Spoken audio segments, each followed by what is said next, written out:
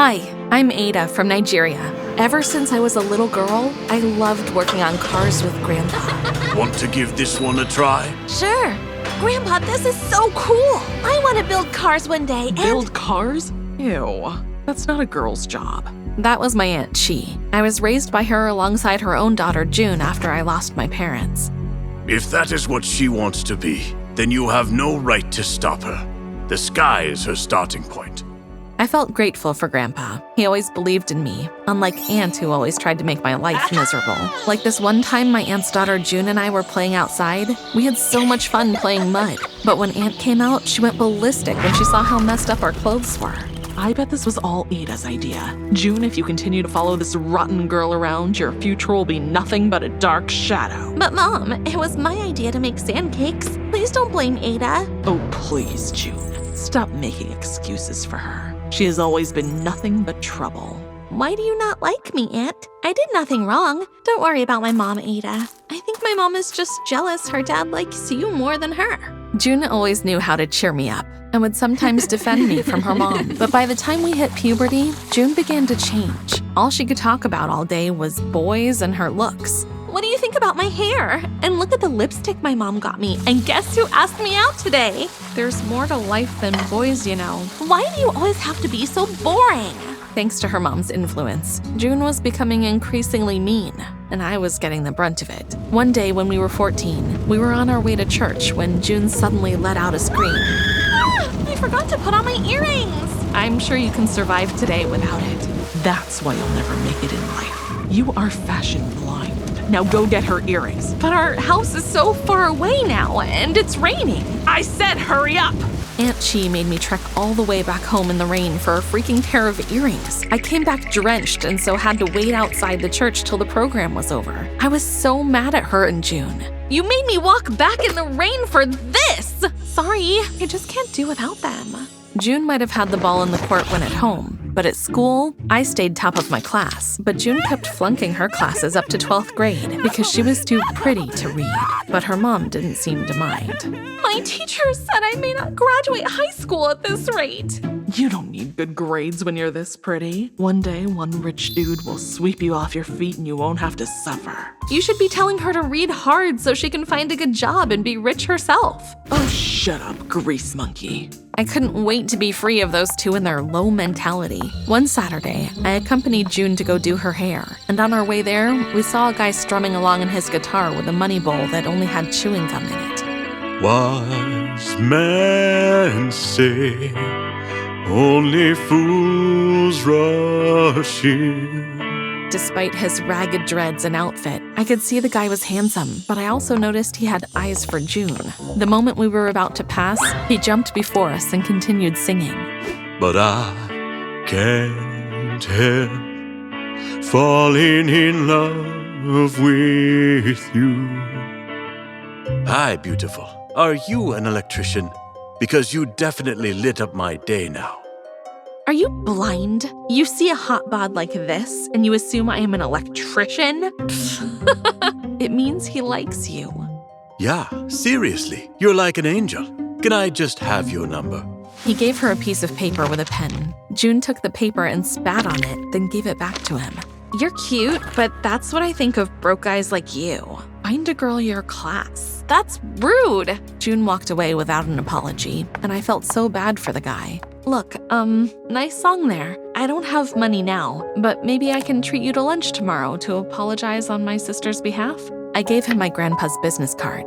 Thanks. I didn't expect he would take me up on my offer, but the next day, Grandpa and I were working on a truck when we started hearing someone playing on a guitar. It was the guitar guy from yesterday. Hey, remember me? Of course I remember you.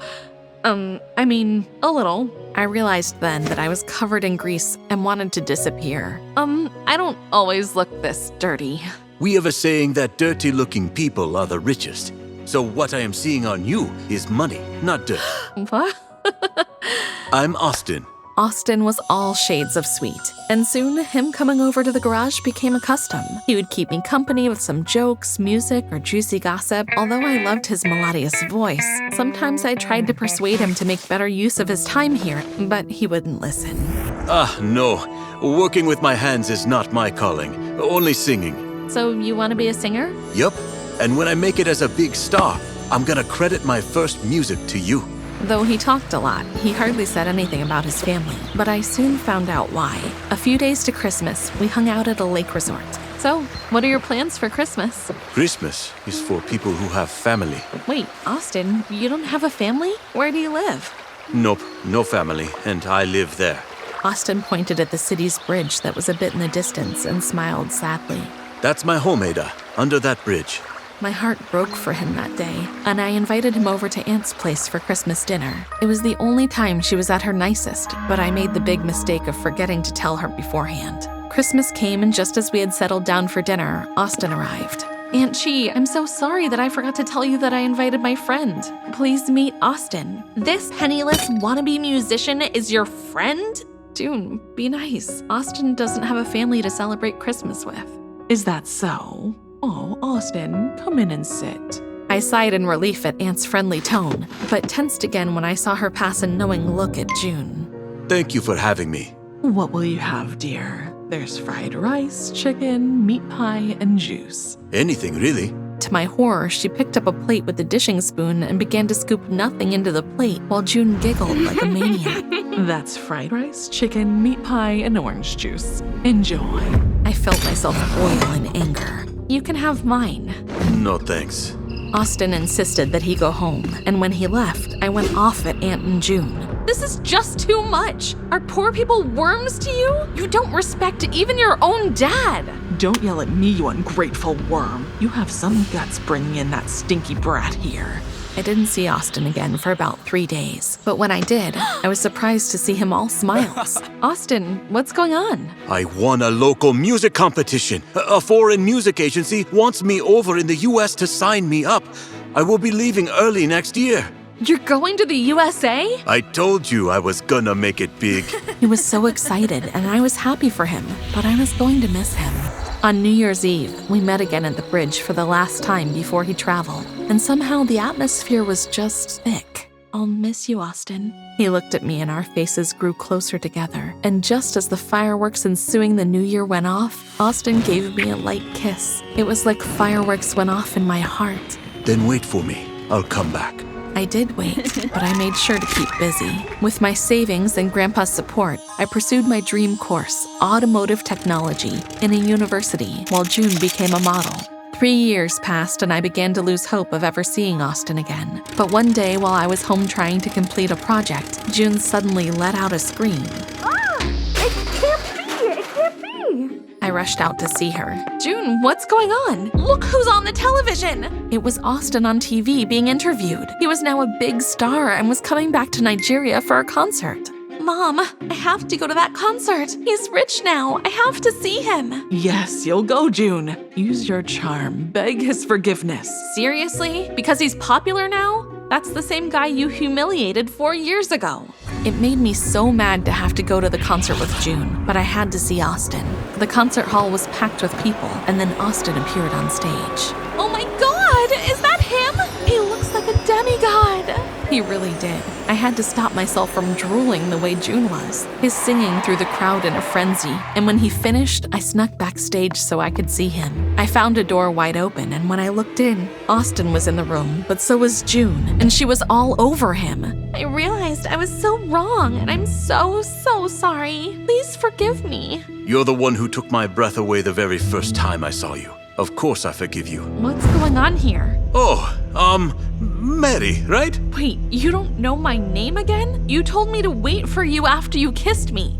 Oh, did I? Well, that kiss was a spur-of-the-moment action, you know. June and I make a better couple. She's a model, and I'm a singer. You're just a mechanic. Nah, won't work. Ew, I'm grossed out just thinking about it. Wait, do you even remember how she treated you? Because I was poor, but now I am rich and can get anything I want, including her. See? Angry tears filled my eyes, but I forced them back because Austin didn't deserve them. The insensitive moron went ahead to try and kiss June in my presence, so I took off my shoes to throw at his head, but they hit June instead. Ouch! Ouch, my head, it hurts. I guess the shoe decided you deserved it more. Austin had his security kick me out, and when June later came home, she told Aunt I had attacked her, and Aunt threw out my things. We can't accommodate an enemy of progress like you in our house. Well, I can't stand to live with shallow people like you anymore. And good luck with Austin. You're two stupid people that deserve each other. I moved into Grandpa's garage, and he welcomed me warmly. Stay as long as you'd like. Honestly, I am impressed you tolerated your Aunt Chi this long. She's my daughter, but I can't stand her.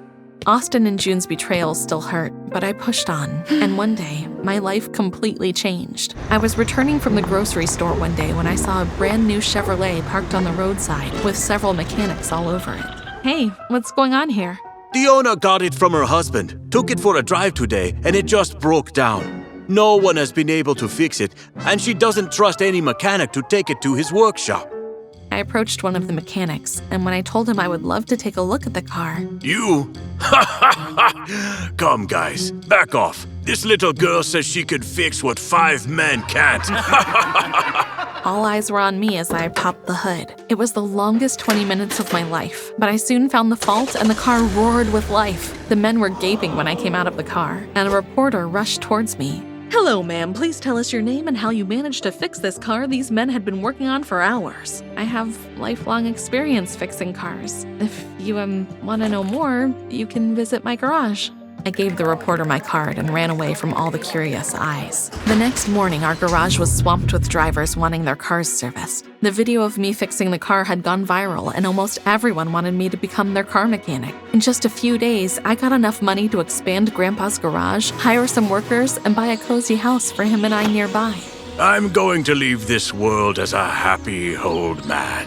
Leave this world to where? You're stuck with me, old man. After my graduation and National Youth Service, and I got multiple offers to manage different automobile companies. Life was good, and so busy I almost forgot the people from my past. But one day, I had a rude reminder. I went to a restaurant when I noticed the couple across about to be arrested by security. We will pay the bill later, my idiot husband. Your idiot husband? You wasted all my money! I felt pity for them. How much is their bill? I will pay. Hey, thank this lady over here. She just paid for your bill. The couple turned to look at me, and my world froze. It was Austin and June. The sight of them brought back bitter memories, so I stood up to go. I had just reached my car when I heard Austin behind me. Ada! What is it?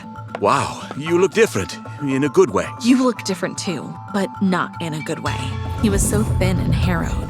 It's all your cousin's fault. She ate all my money and reverted to a nagging crone. Please forgive me. If I leave June, would you marry me? I saw red. I popped open the bottle of water I had taken from my table and threw it on him. Shame on you, Austin. June is pregnant, for goodness sake. You know what? I should be thankful to her. She saved me from being with a rotten, selfish jerk. I'll not be anybody's second choice, and I won't take leftovers either. I got into my car and drove off, my heart aching for my cousin and the horrible man she had married. Girls, we don't need some prince to rescue us or some rich man to free us from hardship. Work hard, be focused, and you'll see, you'll be your own hero.